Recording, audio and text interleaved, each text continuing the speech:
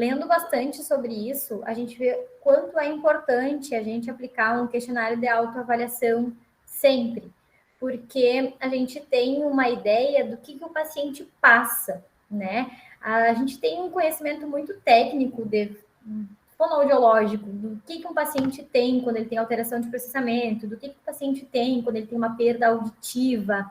E, na verdade, a gente não sabe o que ele passa, porque a gente não sente na pele, a gente não tem essas mesmas dificuldades. Então, quando a gente aplica um questionário de autoavaliação, a gente consegue perceber o que ele está sentindo. A queixa dele pode ser muito maior do que as próprias alterações que ele tem, mas a queixa é muito importante.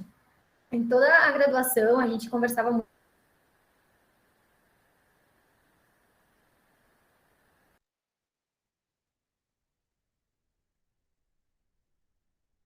Aí, agora sim, vou acompanhar mais aqui pelo celular também. Gente, assim, o questionário, os instrumentos de autoavaliação, eles são de extrema importância para que a gente consiga entender a queixa do paciente, tá? Isso é muito importante em qualquer momento, qualquer avaliação que a gente vai fazer no paciente. Tanto que existem vários questionários, né? Vários mesmos em várias áreas. Inclusive lá na Voz é uma das áreas que tem bastante também questionário para o paciente conseguir responder. E aí, a gente já trouxe esse assunto para vocês, mas vai trazer de novo, porque ficam algumas dúvidas, até mesmo porque a gente tem um certo problema com as nossas publicações dos questionários ou dos protocolos, de qualquer instrumento mesmo, no processamento auditivo a gente tem muito problema até de avaliação, que são a parte da psicometria na hora de validar esses questionários, tá? Então, por isso que a gente tem que pesquisar, olhar com calma o que a gente vai usar, tá certo, tá validado, esse estudo é de quando, pegar o estudo na íntegra, isso é muito importante. E aí eu estava falando para vocês que, assim, a queixa é muito importante da gente entender o paciente, porque a gente sabe, fisiologicamente, a gente entende o que acontece com o paciente que tem perda auditiva, a gente entende o que acontece com o paciente que tem alteração de processamento, mas a gente não vive aquilo, a gente não sente na pele aquela dificuldade.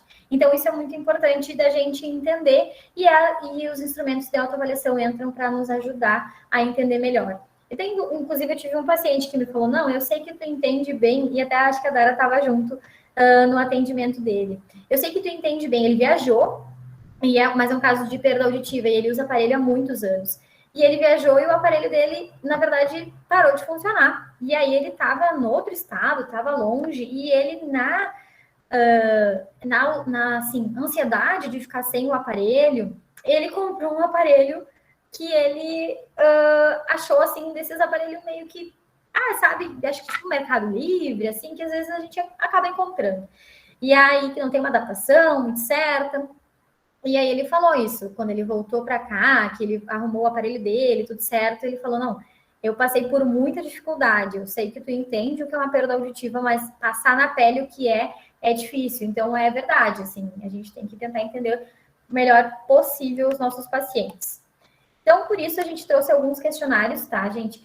Que, assim, são importantes, são questionários que a gente discutiu, são questionários que têm publicações recentes, e aí a gente consegue entender um pouco melhor cada um deles, tá? Nós temos o SSQ, o APDQ, o IARD e a escala SAB, que é o objetivo do nosso trabalho, né? Então, a gente está agora fazendo uma adaptação dessa escala para que a gente consiga aplicar na população adulta. Então, tinha algumas coisas que eu vou mostrar para vocês da escala que a gente não julgava interessante para o público adulto, né? Exatamente por ela ser uma escala para crianças e para ser aplicado em pais e professores. Então, a gente fez algumas adaptações que a gente julgou importante também. Aqui, só para ficar mais clara a diferença de cada um desses protocolos que a gente está trazendo para vocês hoje. A gente tem a escala SAB, né, que ela é uma escala curta, ela tem 12 questões, ela é de uma aplicação muito rápida. E a gente tem que aplicar em pais ou professores de crianças de 10 a 13 anos, que é a população que essa escala está publicada, tá? E a resposta é por escala, eu vou mostrar isso para vocês. Só que assim, quando a gente estava pesquisando lá no início, né, prof, o início de toda a história é que quando a gente começou a olhar a escala SAB, ela é extremamente utilizada, tem muito estudo com a escala, mas a gente começou a perceber que todos os estudos, eles usavam a pontuação de um estudo que é Nunes 2013. E aí a gente ficou assim, mas como assim? Será que a gente entendeu certo? Porque esse estudo de 2013, ele foi feito por uma universidade aqui do Brasil, mas ele foi feito por uma pesquisadora de Portugal. Então, ela aplicou nas crianças de lá, e essa adaptação, sim, ela é para português, tá tudo certo, a gente pode usar, porém, a gente não tem um parâmetro de score que seja nacional, nem para as crianças, nem para adultos, porque ela realmente não é para isso. Enfim, a gente acabou descobrindo que vários estudos acabam usando. E a gente não, né, entende que várias coisas atrapalham, alteram o nosso processamento auditivo. A idade, o meio em que a gente está, as nossas estimulações, né? Então, tudo isso acaba, querendo ou não, como é que eu posso dizer para vocês? Alterando alguma coisa do nosso processamento. Então, como que a gente vai comparar uma criança brasileira com uma criança lá de Portugal, né? Então, assim, a gente tem que ter um certo cuidado, por isso que eu sempre digo, a gente tem que olhar certo o que a gente está aplicando para ter certeza que está tudo certinho, tá? Então, a gente teve, vai falar um pouquinho mais disso, mas por isso que a gente começou a ficar mais, assim, intrigado, que como as pessoas usavam esse estudo, que não eram em crianças brasileiras, enfim, mas ele é muito utilizado. Se vocês olharem os estudos em crianças, com certeza, a pontuação está sendo dessa das crianças de Portugal. O SSQ, ele tem duas versões, a versão de 49 questões e a versão de 12 questões. A validada em um público maior, que usou mais métodos psicométricos, é a versão de 49 questões. E aí, ele foi validado por um público com média de 61 anos. Não tem o máximo e o mínimo de idade, mas eles colocaram um desvio padrão de 12 anos e 6 meses. A resposta também é por escala. Nós temos o APDQ, que são 52 questões. Ele é validado para as idades de 7 e 17 anos. A gente vai falar um pouquinho sobre ele. E nós temos o IAD, que são 30 questões, validado para as idades de 25 a 92 anos, isso tudo no mesmo estudo, e todos eles com perda auditiva, e a resposta também é por escala. A escala SAB, essa é a cara da escala SAB original, né?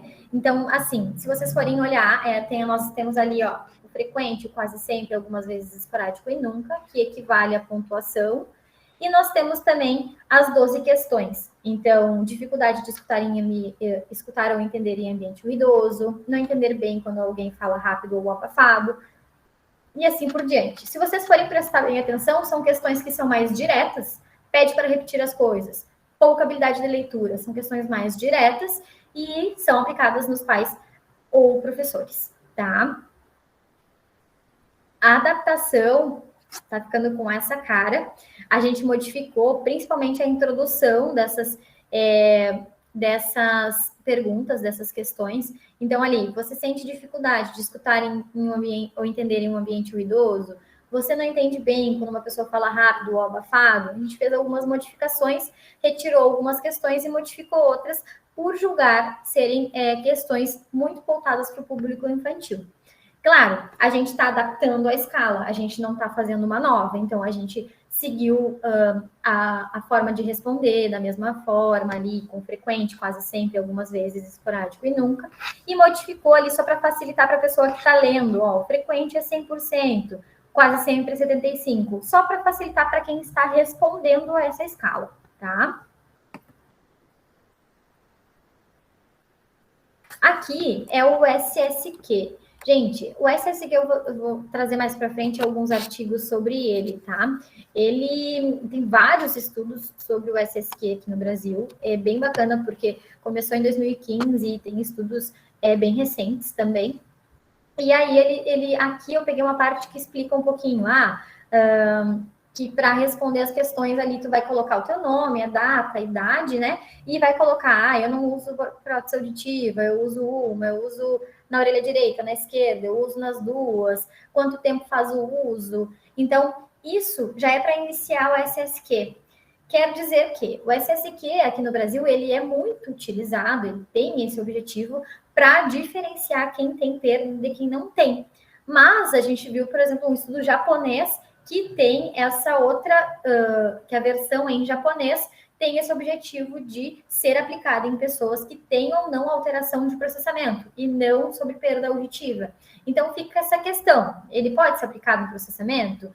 Aqui no Brasil, essa versão ela serviria para isso?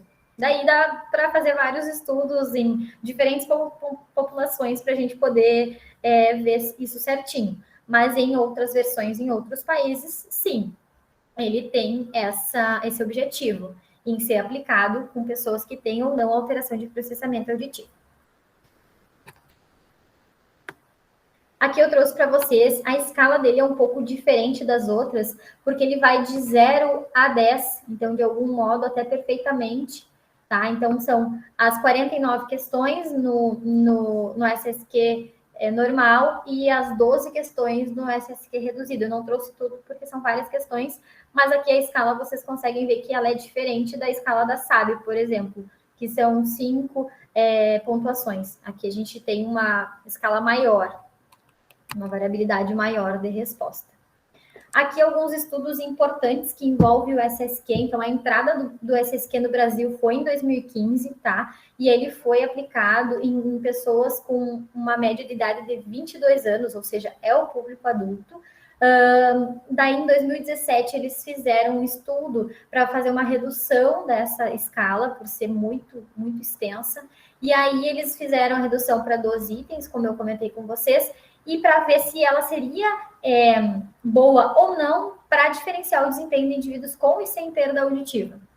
Então, assim, ela foi confirmada que sim, ela é boa para a gente conseguir diferenciar, mas isso foi na parte da validação, tá? Ainda não encontrei estudos que sejam para verificar, por exemplo, a pontuação, o que seria uma pontuação normal, do que não é normal, enfim.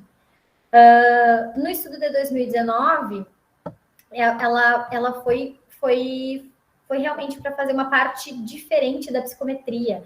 A psicometria, gente, é que assim, para a gente ter um instrumento confiável, a gente tem que ter uma validação toda por trás, né? Não posso pegar um instrumento que tem vários que são maravilhosos lá dos Estados Unidos, principalmente para envelhecimento, que tem muito instrumento lá de vida diária, muito bacana que a gente poderia usar, mas eu não posso simplesmente pegar esse instrumento, traduzir e começar a usar, né? Eu tenho que pegar esse instrumento. Existem diferentes formas de eu fazer essa tradução. Eu faço 2 traduções, eu retraduzo para a língua deles, traduzo de volta. Então, são várias vezes que a gente vai fazer numa tradução, uma adaptação cultural também, porque as culturas dos países são diferentes, né? Tanto que até a idade de quem é idoso e quem não é diferente. Então, a gente tem que tomar muito cuidado com isso, tá? Então, para a gente conseguir ter um instrumento fidedigno, um instrumento que a gente pode usar com tranquilidade, a gente tem que ver se ele realmente foi validado. E essa parte que eles fizeram em 2019, eles fizeram com o SSQ normal de 49 questões, e eles fizeram uma parte muito importante, que é a bateria de teste e reteste, que a gente vê se aquele instrumento é instável ou não. Por exemplo, o meu instrumento, ele não pode alterar conforme quem aplica. Ele tem que ser estável, mesmo com diferentes aplicadores. Ele tem que ser estável, mesmo que eu aplique num mês e depois no outro. A pessoa tem que me responder mais ou menos a mesma coisa. Entende? Então, essa estabilidade, essa confiabilidade do teste e reteste é importante nos estudos. Então, em 2019, eles concluíram essa etapa e conseguiram ver que sim, ela é adequada para a população com deficiência auditiva no Brasil. Essa é a conclusão do estudo deles.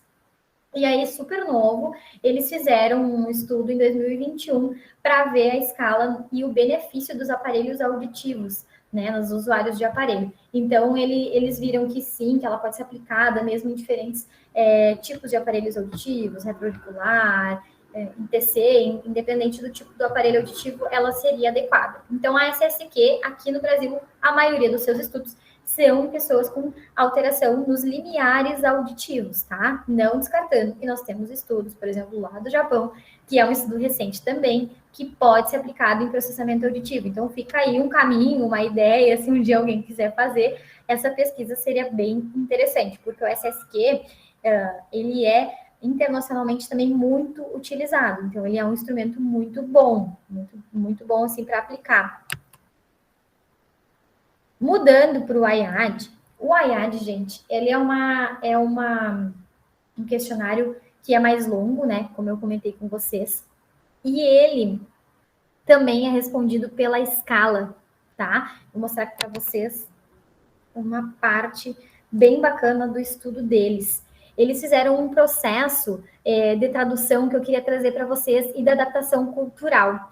Então, eles fizeram a tradução, essa tradução ali foi feita mais de uma vez, tá? E ela é uma tradução que teve a adaptação cultural em cima, né? Então, porque não dá só para traduzir. Aí, aquela questão, que é a questão 26 do protocolo, é muito interessante de vocês verem, ó. Em inglês e em português. Se a gente for ler a tradução crua, digamos assim, do que eles tinham feito você consegue distinguir a entonação e inflexão da voz das pessoas?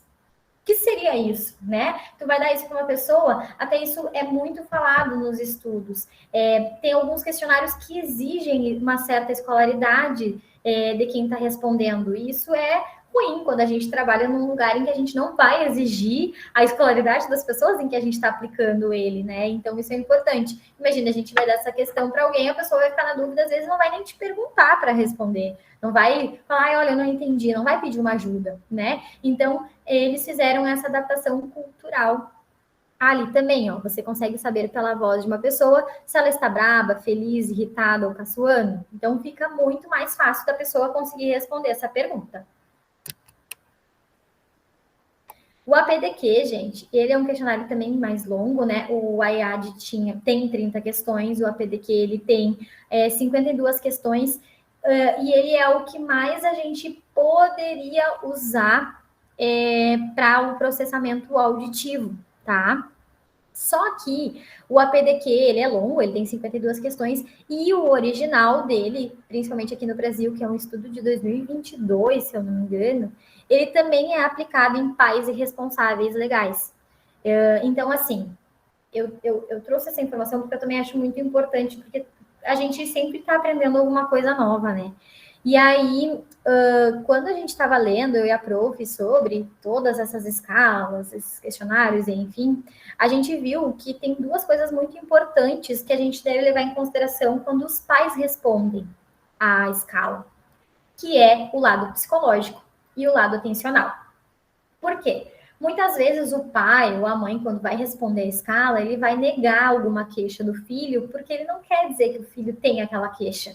E isso é uma parte mais psicológica, entendível, a gente entende. Mas é uma parte mais psicológica que pode alterar os teus resultados.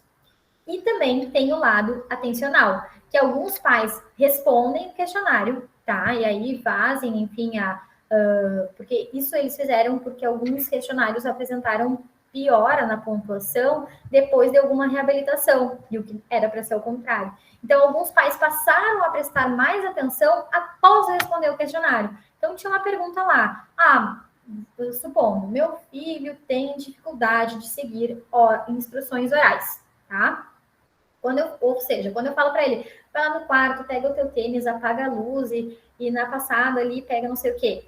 Ele consegue fazer? Então, muitos pais, às vezes, antes de responder o questionário, eles não prestavam atenção nisso. E aí, agora, eles começam a dar uma maior atenção. Então, por isso, a gente tem que tomar cuidado quando é o pai que está respondendo esse questionário, tá? Porque isso pode influenciar também. Então, claro, que para o adulto não tinha como ser assim, a gente vai aplicar o próprio adulto respondendo, mas isso é uma coisa interessante de se pensar quando está fazendo, tá? Claro, o questionário também a gente compara ele com ele mesmo, mas se apresentar alguma alteração ou piora, não é realmente que a pessoa piorou, que a queixa piorou. Pode ser que seja uma coisa que ele prestou atenção após ler no questionário, tá? Isso que eu acho importante de vocês entenderem bem.